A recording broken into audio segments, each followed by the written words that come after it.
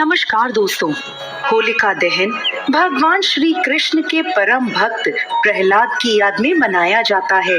भगवान श्री कृष्ण के काल से इस त्योहार से रंग जुड़ गए और उसे उत्साह की तरह मनाया जाने लगा।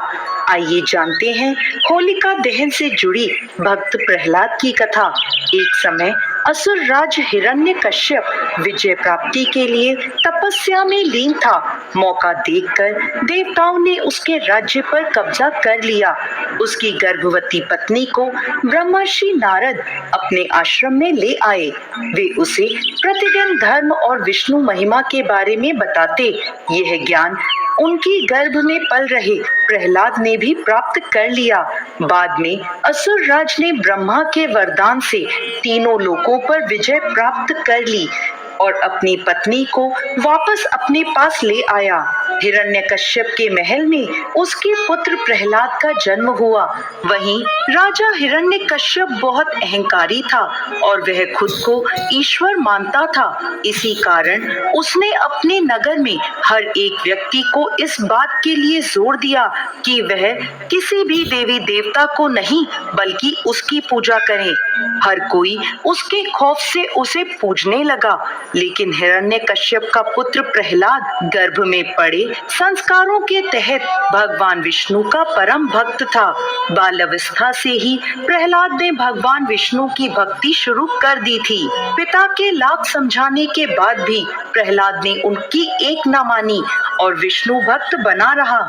इससे क्रोधित होकर हिरण्यकश्यप ने अपने गुरु को बुलवाकर कहा कि ऐसा कुछ करें कि यह बालक विष्णु का नाम रटना बंद कर दे। गुरु ने बहुत कोशिश की किंतु वे असफल रहे।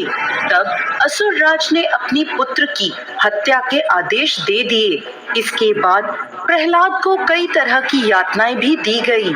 उसे हाथी के पैर से कुचलवाने की कोशिश की, सांपों के तहखाने में बंद किया गया, जंजीरों से बांधकर पानी में डुबाने के जैसे अत्याचार प्रहलाद पर किए गए। लेकिन वह हर बार बच गया और वैसे ही अपनी विष्णु भक्ति में लीन रहा। ऐसे में हिरण्यकश्यप ने अपनी बहन होलिका को अपने इस फैसले के बारे में बताया। होलिका को ब्रह्मा जी से एक ऐसा दुशाल दिया गया था जिसे ओढ़कर वह अग्नि से भी नहीं जल सकती थी। योजना के अनुसार होलिका अपने भाई हिरण्यकश्यप के साथ मिलकर उसके बेटे को मृत्यु के घाट उतारने को तैयार हो गई। योजना अनुसार होलिका को दुशाला के साथ अपने भतीजे प्रहलाद को लेकर हवन कुंड में बैठना था।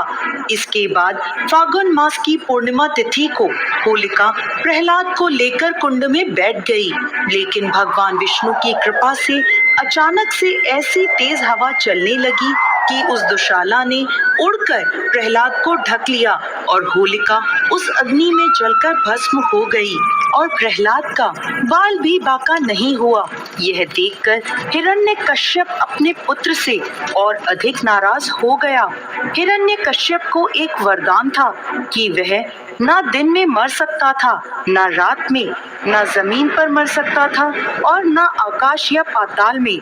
ना मनुष्य उसे मार सकता था और ना जानवर या पशु पक्षी। तब भगवान श्री हरि विष्णु ने नरसिंह अवतार धारण किया और संध्या के समय आधा सिंह और आधा मनुष्य का शरीर धारण कर नरसिंह भगवान ने हिरण्यकश्यप की हत्या अपनी गोद में लेकर करी। इस तरह बुराई की हार हुई और अच्छाई की विजय हुई। देव कृपा से